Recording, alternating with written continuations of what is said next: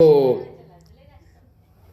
प्रिय मित्रों, हमारी बहन रुचि जी का कहना है कि आप द्वादश ज्योतिर्लिंग में जो द्वादश ज्योतिर्लिंग कैसे प्रकट हुआ है, इसके प्राकट्य की जो लीला है उसको बताने का प्रयास करें। चूँकि अभी तो ब्रज के ठाकुर की प्राकट्य लीला चल रही थी, वह अभी पूरी नहीं हुई। उसमें से 2 ही 3 की पूरी हो पाई। राधा वल्लभ जी की हो गई है, श्री राधा रमण जी की हो गई है, श्री बांके बिहारी जी की हो गई है, अभी वहाँ बाकी है।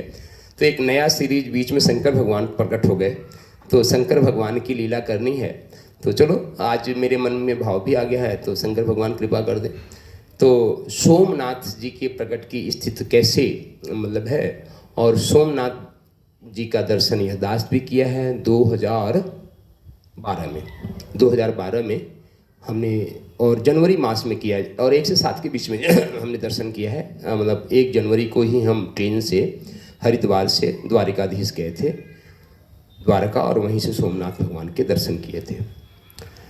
तो सोमनाथ का भगवान का दर्शन इस दास को भी करने को मिला है। तो सोम माने होता है अमृत, और वे दास हैं। और जितने भी हमारे ये द्वादश ज्योतिर्लिंग में देवादिदेव भगवान महादेव हैं, इनकी प्रकट होने की सबकी अपनी एक लीला है। और 12 ज्योतिर्लिंग की जो लीलाएं हैं, क्योंकि हमने बार बार कहता हूँ कि मैंने सारे पुराणों को पढ़ा है और ये सारी बातें पुराणों में ही लिखी है। तो द्वादशों ज्योतिर्लिंग की जो कथा है वे मेरे मन मस्तिष्क में है। तो बात आती है चंद्रमा की, चंद्रदेव। जानते हैं आप चंद्रदेव को? चंद्रदेव जो है हमारे मन मस्तिष्क के, हमारे मन के देवता है। हमारा जो मन है उस मन के देवता है चंद्रमा। चंद्रमा जो है कि पत्नी का नाम आपको पता है? नहीं पता होगा। वे चंद्रमा की जो पत्नी थी, कई पत्नियां थी, शायद 12 पत्नियां थी। यहाँ पे मेरी एकाग्रता नहीं जा रही मित्रों, मुझे पूरी कहानी पता है। पर वह एक पुत्री जो है वे दक्ष की कन्या थी। उनका नाम अभी विस्मृत हो रहा, हो सकता है मैं कहते हुए आ जाऊं। तो जो है वे अपनी सारी पत्नियों को में से एक पत्नी को बहुत ज़्यादा प्रेम किया करते थे। दोनों पत्नियों का नाम नहीं याद आ रहा है, बहुत प्रेम किया करते थे। तो स्त्रियों का एक स्वभाव होता है, यदि पहले, चूंकि अब वर्तमान में तो ये परंपरा है नहीं, पर उस समय की परंपरा किसी की एक एक देवता तो और है, राजा लोग भी कई पत्नियां रखते थे। और स्त्रियों का एक स्वभाव होता है कि यदि कोई उसको प्रेम करे तो वे चाहते हैं कि वह व्यक्ति सिर्फ हमारे को प्रेम करे, किसी और को प्रेम नहीं करे। यह स्त्रियों का एक मूल स्वभाव होता है, आज भी है ये प्रेम। यदि कोई लड़की को किसी लड़के के साथ अटैचमेंट है तो वे चाहती है वे सिर्फ मेरे को देखे और किसी को देखे नहीं, और कोई किसी और लड़की को देख लिया तो उसकी आफत है। यह मैं लौकिक प्रसंग आपको बता रहा हूँ। तो वैसे ही चंद्रमा जी के साथ भी हुआ, क्योंकि दोनों नाम विस्मित मन में है, मस्तिष्क में है, अभी मुख पे नहीं आ रहा, इसके लिए हम आपसे क्षमा प्रार्थी हैं। तो प्रसंग होते होते तो वह जब भी कन्या स्त्री अपने पिता दक्ष के पास आती थी तो शिकायत करती थी। हम आपको प्रसंग बता ही दे रहे हैं कि पिताजी ऐसी सी बात है, चंद्रदेव जो है मेरा पूरा ध्यान नहीं रखते, मेरे को प्रेम नहीं करते, वे एक ही को प्रेम करते हैं बस। दक्ष, चूंकि उसमें दक्ष प्रजापति थे, प्रजापति मतलब सारे देवताओं के प्रमुख मुखिया थे, दक्ष प्रजापति थे। उन्होंने चंद्रदेव को कई बार समझाया कि भाई तुम ऐसा क्यों करते हो, तुम्हारी पत्नियां सभी पत्नियों को बराबर प्यार करो। और वे चंद्रमा की जो सारी पत्नियां हैं उन्हीं को हम नक्षत्र कहते हैं। तो जितने नक्षत्र हैं वे सारी पत्नियां हैं। अब आप समझ लीजिए कि 27 या 28 नक्षत्र हैं, तो उनकी वे सारे नक्षत्र ही उनकी पत्नियां हैं। तो उसमें से एक पत्नी जो है वे दक्ष की बेटी थी। तो वे आके शिकायत करे, चूँकि बेटी को भी अपने पिता के बलवान होने का गर्व होता है। यदि किसी बेटी को सबसे ज़्यादा गर्व होता है तो अपने पापा का होता है कि हमारे पापा। और वहाँ तो दक्ष प्रजापति सारे राजाओं के, प्रजापति एक पद है मित्रों, दक्ष उनका नाम था, प्रजापति के पद पे हैं, तो जरूर शिकायत करते थे। और चंद्रमा देवता उनके अंडर में आता है। तो कई बार शिकायत करने के बाद भी चंद्रमा मान नहीं रहे थे। तो एक बार अपने ससुराल पहुंचे चंद्रदेव जी, और दक्ष प्रजापति जी ने समझाया कि भाई दामाद को कि भैया ऐसा क्यों करते हो, हमारे पत्नी को भी प्रेम विरेम किया करो, बार बार आती है शिकायत करती है, मुझे अच्छा नहीं लगता है। और शायद उन्होंने उस बात को अनसुना कर दिया। और जैसे जब किसी व्यक्ति से कोई बात कही जाए और वह अनसुना कर देता है तो ये सामने वाला पकड़ लेता है कि ये बात हमारी बात को मान नहीं रहा। और जैसे ही दक्ष को यह लगा कि यह हमारा दामाद होके हमारी बात ही नहीं मान रहा, भगवान शंकर भी उनके दामाद थे दक्ष प्रजापति जी के, सती है ना, तो भस्म होना पड़ा उनको, है ना। तो सीधे बोले कि जाओ मैं तुमको क्षय होने का श्राप देता हूँ। चंद्रमा को क्षय होने का श्राप दे दिया। क्षय मतलब नष्ट हो जाओ, मर जाओ, क्षय हो जाओ, ये दक्ष प्रजापति जी ने श्राप दे दिया। अब जब दक्ष प्रजापति ने चंद्रमा को ही श्राप दे दिया कि क्षय हो जाओ, नष्ट हो जाओ, तो वो तत्क्षण उसी समय नष्ट हो गए। अब नष्ट हो गए मतलब पूरी तरीके से प्राण नहीं निकला है, नष्ट हो गए, क्षय हो गए, तो पूरी सृष्टि का संतुलन बिगड़ गया। क्योंकि चंद्रदेव, सूरज निकलता है, रात में चंद्रदेव प्रकट होते हैं। अब पूरी सृष्टि में त्राही त्राही त्राही त्राही मच गया। क्या करें क्या नहीं करें, पूरी सृष्टि के सारे ऋषि महर्षि देवतागण परेशान हो गए कि दक्ष प्रजापति जी ने श्राप दे दिया चंद्रमा को कि क्षय हो जाओ, और विनिष्ट हो गए और सृष्टि का संतुलन बिगड़ रहा। क्योंकि लोगों के मन के भी देवता चंद्रदेव हैं, एकदम है। मैं कथा को बहुत ही संक्षिप्त में कह रहा हूँ। तो सारे ऋषि महर्षि देवता बैठ के विचार किए कि आखिर किया क्या जाए, कैसे किया जाए। और उस समय क्या था कि दक्ष प्रजापति जी, प्रजापति दक्ष मतलब ये कहा जाए दक्ष प्रजापति का पद पाके एकदम अहंकारी हो गया था, किसी के सुनने के लिए राजी ही नहीं था। उसको लगे कि मैं ही मैं हूँ। हमने कहा ना कि सबसे खतरनाक मैं होता है। और दक्ष को ये लगे कि मेरे अलावा कोई मेरी आज्ञा का अवहेलना करके सृष्टि में कैसे रह सकता है। जो मेरी आज्ञा का अवहेलना करेगा वे नष्ट भ्रष्ट होगा। तो दे दिया श्राप। ऋषि महर्षि देवता सभी ने सोचा। तो एक मंत्र है मित्रों जो संजीवनी माना जाता है जिसको, और उस मंत्र का जाप किया जाए तो मेरा अपना विश्वास है, मैंने प्रयोग भी करके देखा है कि एक बार व्यक्ति मृत शैया पे बैठा हुआ और यजमान सामने खड़े हो, यजमान सामने खड़े हो, यमराज सामने हो और कोई व्यक्ति मृत शैया पे पड़ा हो, पर इस संजीवनी मंत्र का कोई ब्राह्मण, तपस्वी ब्राह्मण भी हो, वे तपस्वी ब्राह्मण हो, और यदि इसका जाप करना शुरू कर दे, मेरा विश्वास है और प्रयोग करके देखा है कि एक बार यमराज को वापस जाना पड़ेगा, दोबारा फिर आया अलग की बात है। और वह मंत्र है महामृत्युंजय मंत्र। हम आपको 3 बार यहाँ से बोल के श्रवण करा रहे हैं। आप सभी लोग जहाँ से भी इस वीडियो को देख रहे हैं, आंखें बंद करके बोलिएगा नहीं, क्योंकि इस मंत्र को गलत बोलने से नुकसान होता है, इसलिए आप सिर्फ श्रवण करेंगे। और वह मंत्र है महामृत्युंजय मंत्र। ओम त्र्यंबकं यजामहे सुगंधिं पुष्टिवर्धनम् उर्वारुकमिव बन्धनान् मृत्योर्मुक्षीयमामृता। ओम त्र्यंबकं यजामहे सुगंधिं पुष्टिवर्धनम् उर्वारुकमिव बन्धनान् मृत्योर्मुक्षीयमामृता। ओम त्र्यंबकं यजामहे सुगंधिं पुष्टिवर्धनम् उर्वारुकमिव बन्धनान् मृत्योर्मुक्षीयमामृता। ओम शांति शांति शांति सर्वारिष्ट शांतिर्भवतु। तो सभी देवताओं ने, सभी ऋषियों ने यह चिंतन मंथन करके यह विचार निकाला कि यदि चंद्रमा के लिए महामृत्युंजय मंत्र का जप किया जाए, क्योंकि मृत्यु के देवता भगवान शिव हैं। देखिए हमारे यहाँ विधान है पूरा, पोषण के देवता भगवान श्री हरि हैं, सृजन के देवता भगवान ब्रह्मा हैं, और मृत्यु के देवता भगवान शिव हैं। जब तक शिव नहीं चाहेंगे कोई व्यक्ति मर नहीं सकता। यमराज तो पार्षद का पार्षद है, वह तो एक चौकीदार है मात्र। उसके देवता भी जो हैं यमराज के, है ना, तो वो भी अलग हैं। ये तो दूत आते हैं उनके। और अल्टीमेटली अंततः, इंग्लिश में अल्टीमेट और हिंदी में अंततः, मृत्यु के देवता भगवान शिव है। जब तक शिव नहीं चाहेंगे तब तक किसी की मृत्यु नहीं हो सकती। और भगवान शिव का साक्षात मंत्र है यह महामृत्युंजय मंत्र। और हर मंत्र के अपने एक ऋषि होते हैं, ये उस समय की परंपरा थी।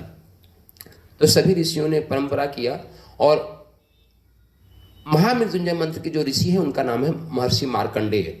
महर्षि मार्कंडेय यदि कृपा करें तो सभी ऋषि जाके महर्षि मार्कंडेय के पास जाके प्रार्थना की है कि सरकार यदि आप अनुमति दो, आप कुछ अपने शिष्य प्रशिष्य दो, चंद्रमा के जीवित होने के लिए यदि महामृत्युंजय मंत्र का जप किया जाए तो भगवान शिव प्रसन्न हो जाएंगे, और जब भगवान शिव प्रसन्न हो जाएंगे तो वे जो है वरदान मतलब दे दे तो चंद्रमा जीवित हो जाएंगे।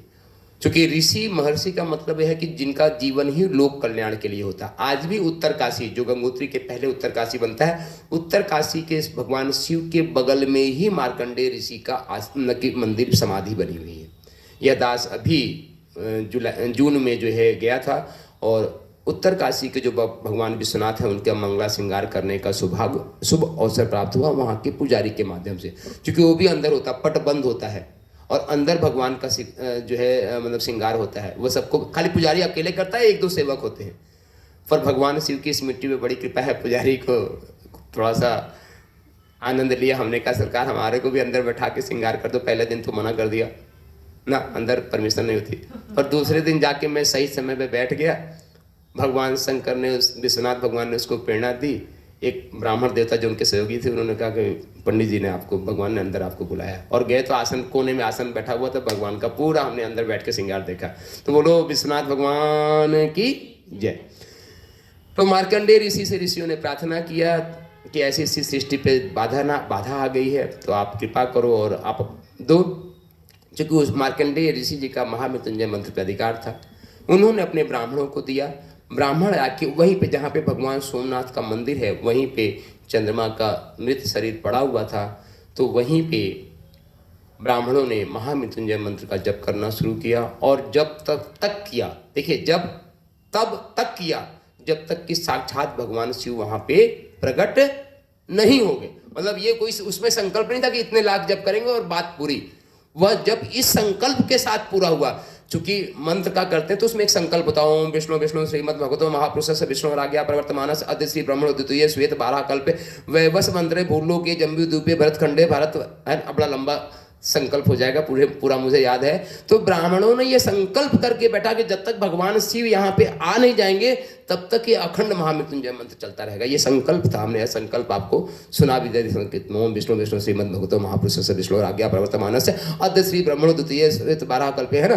पूरा ऐसा संकल्प करके जब ब्राह्मणों ने शुरू कर दिया, और संकल्प मित्रों मेरा बहुत प्रिय है, संकल्प के लिए कहते हैं कि संकल्प मनुष्य के हृदय से प्रकट होता है और संसार की सारी शक्तियां उसको पूरा करने में लग जाती हैं। यह संकल्प के लिए मेरा लाइन है कि संकल्प मनुष्य के हृदय में प्रकट होता है, और यदि आपके हृदय में संकल्प प्रकट हो गया तो प्रकृति की सारी शक्तियां उसको पूरा करने में लग जाती हैं। यह संकल्प की शक्ति है। एक बार संकल्प तो जगे, और वह जब इस संकल्प के साथ महामृत्युंजय मंत्र का ओम त्र्यंबकम यामहे सुगंधिम पुष्टिवर्धनम उर्वारुकमिव वेदनान् मृत्योर्मुक्षीयमामृतात्। इसका हिंदी में भावार्थ है कि जब फल पूरी तरीके से पक जाता है तो वह अपने आप टपक जाता है। तो वैसे किसी व्यक्ति की सामान्य मृत्यु नहीं हो, असामान्य मृत्यु नहीं हो। जब यह शरीर पूरी तरीके से पक जाए तो अपनी तरीके से इसमें से आत्मा निकल के चली जाए। यह इस हिंदी में भावार्थ है लगभग इस महामृत्युंजय मंत्र का। फिर वह दिन, वह शुभ घड़ी आ गई। भगवान से देवादिदेव महादेव वहाँ पे प्रकट हुए। बोलो देवादिदेव महादेव भगवान की जय। देवादिदेव महादेव वहाँ पे प्रकट हुए तो लोगों उनसे प्रार्थना की, सरकार सृष्टि पे ऐसा ऐसा संकट आ गया है। दक्ष प्रजापति ने अपने ही दामाद चंद्रमा को श्राप दे दिया कि क्षय हो जाओ, और चंद्रमा के क्षय हो जाने से सारी सृष्टि की जो क्रियाकलाप है वह बाधित हो गई है। और चूंकि मृत्यु के अधिष्ठाता देवता आप हो, आप ही कुछ कर सकते हो। देवादिदेव महादेव भी महामृत्युंजय मंत्र से प्रसन्न हो चुके थे, तो उन्होंने ये कहा कि अब दक्ष प्रजापति की पूरी श्राप की अवहेलना कर दूं तो भी बात नहीं बनेगी, तो कुछ बीच का मध्य का रास्ता निकालता हूं। क्या निकालता हूं? मध्य का रास्ता। तो मध्य का रास्ता ये हुआ, बहुत ही आदि इधर सुनो, पिटाई होगी, बैठ जाओ शांति से, एकदम शांति से बैठ जाओ। तो देवादिदेव महादेव ने ये बोला कि एक बीच का रास्ता निकालते हैं, चूंकि दक्ष प्रजापति जी ने श्राप दे दिया है। और मित्रों श्राप की अपनी विशेषता होती है, जैसे मैंने कहा संकल्प की विशेषता बताई कि यदि संकल्प हृदय से फूटता है तो प्रकृति की सारी शक्तियां उसको पूरा करने में लग जाती है। वैसे श्राप होता है, यदि कोई तपस्वी पुरुष थोड़ा श्राप दे दे तो वह पूरा होता है। तो बोले कि दक्ष प्रजापति जी का भी मान रखना पड़ेगा और सृष्टि के संचालन को भी चलाना पड़ेगा। तब वहां से भगवान शिव ने 20 का रास्ता निकाला कि ठीक है कि 15 दिन क्या 14 दिन मतलब प्रतिपदा से लेके पूर्णिमा तक चंद्रमा अपने पूर्ण कला पे धीरे धीरे बढ़ेंगे और पूर्णिमा को पूर्ण हो जाएंगे। मतलब एक साथ नहीं बढ़ेंगे, धीरे धीरे बढ़ेंगे और 14 दिन में बढ़ेंगे, है ना, प्रतिपदा करके। और मतलब कि प्रतिपदा, द्वितीया, तृतीया, चतुर्थी, पंचमी, षष्ठी, सप्तमी, अष्टमी, नवमी, दशमी, एकादशी, द्वादशी, त्रयोदशी, चतुर्दशी और पूर्णिमा तक तो वो बढ़ेंगे। और पूर्णिमा के बाद फिर 6 होना शुरू हो जाएंगे, जो दक्ष प्रजापति जी ने श्राप दिया था। फिर चतुर्दशी, त्रयोदशी, द्वादशी, एकादशी, दशमी, नवमी, अष्टमी, सप्तमी, षष्ठी, पंचमी, चतुर्थी, तृतीया, द्वितीया और प्रतिपदा के साथ अमावस्या आती। अमावस्या को जो है पूरा वे 6 हो जाएंगे। तो भगवान शिव ने ये 20 का, तो उसी समय से जो है ये अमावस्या और पूर्णिमा का सृजन हुआ। उससे पहले अमावस्या पूर्णिमा नहीं थी, उससे पहले चंद्रदेव भगवान डेली पूरा निकलते थे। पर दक्ष प्रजापति के श्राप के कारण ये हुआ कि अब जो है, अब उनके क्या था, इससे क्या फायदा हुआ कि श्राप की मर्यादा भी बच गई कि एक दिन तो 6 रहेंगे और बाकी एक दिन पूर्ण पे धीरे धीरे बढ़ेंगे, पूर्णिमा तक जाएंगे, पूर्णिमा से फिर 6 होंगे, तो मर्यादा का हो गई। और वहाँ पे देवादिदेव महादेव ये आशीर्वाद हो के वहाँ से प्रस्थान करने लगे। कहाँ प्रस्थान करने लगे? कहाँ रहते हैं भगवान कैलाश? कहाँ पे? कैलाश। हाँ, तो कैलाश को जाने लगे। तो भक्तों ने उनसे प्रार्थना की, सरकार आप धरती पे तो कभी कभी आते हो, एक काम करो, कृपा करो, आप अपना एक अवतार जो है यहीं पे छोड़ जाओ ताकि आने वाले कलयुग में भक्त लोग आपकी पूजा कर सके। तो सोम माने होता है अमृत। तो वहाँ पे अमृत प्रदान की थी ना चंद्रमा देव को, चंद्रमा को अमृत दिया था तो ही जिला पाए, क्योंकि अमृत से ही कोई व्यक्ति जी सकता है। तो भगवान स्वयं चंद्रमा को अमृत दिए, है ना, तो इसलिए उनका नाम पड़ा सोमनाथ। और फिर वहाँ से उस समय से लेके आज तक भगवान सोमनाथ द्वारकाधीश के उस पुण्य भूमि पे विराजमान है। और अब तो बहुत ही भव्य दिव्य मंदिर बना है। जिस समय मैं 2012 में गया था जनवरी में, उस समय ऊपर जो कलशों पे कलश रखा हुआ, उसके सोने की चूँकि उसमें सोने की प्लेटिंग होती है, उसमें सोने की प्लेटिंग का काम चल रहा था। और मंदिरों के अंदर मैंने, चूँकि मैं कहीं जाता हूँ तो रिसर्च वाला आदमी कुछ न कुछ पूछताछ करता ही रहता हूँ, तो हमने सूझ पूछ करके किया था। तो तब से जो है सोमनाथ का वहाँ पे भव्य मंदिर है, प्राचीन मंदिर भी है। क्योंकि वे फिर लौकिक संसार में जाएंगे तो बहुत प्रकार की घटनाक्रम है। पर भगवान सोमनाथ कैसे प्रकट हुए, ये मैंने पूरी कथा अपनी प्यारी बहन रुचि जी के कहने पे सुनाई है।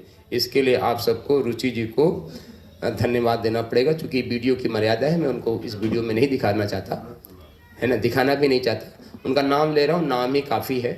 तो और रुचि हमने बताया भी था कि भागवत में भी इनका नाम आता है। और दूसरी बहन हमारी शिकायत करने के बाद जो है यहाँ आके बैठ गई, जिनका नाम है ऋतु, है ना। और उनकी चंचल सी प्यारी सी बिटिया है आदि, जिसको मैंने अभी डांट लगाई। तो बच्चे हैं, थोड़ा सा डांट लगाना जरूरी पड़ता है, इसलिए मैंने डांट लगाया। मैं उम्मीद करता हूँ कि आदि मुझे क्षमा करेगी, आप लोग भी क्षमा करोगे, क्योंकि कथा चल रही थी भगवान सोमनाथ की। तो प्रिय मित्रों, ये वीडियो आपको अच्छा लगा तो इसको लाइक करें, सब्सक्राइब करें और शेयर करें अधिक से अधिक तक, और आगे कथा जारी रहेगी। तो आज की यही बात यहीं पे विराम करता हूँ। पुनः वही बात, oh my God I love you, आप बार बार कहें, सुबह सो के उठने के साथ शुरू करो, सोने इसको बोल के तब सोए, है ना। Oh my God I love you Hindi में बोलना। तो हे मेरे परमात्मा, मैं सिर्फ आपको ही प्रेम करती हूँ या करता हूँ। हे परमात्मा, मैं सिर्फ आपको ही प्रेम करती हूँ, करता हूँ। ये बोल के आप सोइए, आपके जीवन की सभी समस्याओं का समाधान होगा। तो प्रिय मित्रों, आप सबके अंतःकरण में बैठे हुए परमात्मा को नमन वंदन करता हूँ। श्री राधा रानी से ये प्रार्थना करता हूँ कि आप सबके जीवन में सुख, शांति, समृद्धि और आनंद की वर्षा हो, बरसाने वाली आनंद आपके जीवन में बरसाए। यही मेरी प्रार्थना है, चूँकि यही मेरा जीवन का संकल्प, आपके सभी सपने पूरे हों। उठो धरा के वीर सपूतों, धरती स्वर्ग बनाना है। उठो धरा के वीर सपूतों, धरती स्वर्ग बनाना है। इसी मंगल कामनाओं के साथ, शुभ कामनाओं के साथ, शक्ति शंभु जय सिया राम, शक्ति शंभु जय सिया राम। प्रिय मित्रों, अगले चरण में संकीर्तन होगा, तो ओवर टू यू ऋतु दीदी जो है होता ना ओवर टू यू, तो ओवर टू यू कीर्तन के साथ हम शुरू करेंगे। तो आइए।